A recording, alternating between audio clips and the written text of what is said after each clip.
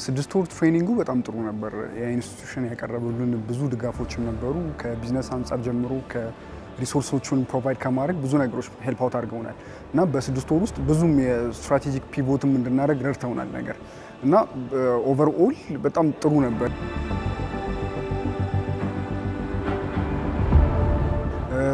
ለሽልማቱ በጣም ደስ ብሎናል። ብዙም አልጠበቅነውም ነበረ።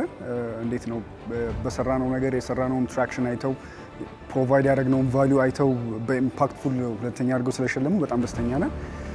አዲስ ለሚገቡ ሰዎች ምናልባት ልመክር የምችለው ነገር በቃ አይዲያ እስካላችሁ ድረስ እና ደግሞ ያንን ነገር ኤክስኪዩት ለማድረግ ፈቃደኛ እስከሆናችሁ ድረስ ጆይን አድርጋችሁ እንድሞክሩ ወይም እንድጥሩ አበረታታለሁ።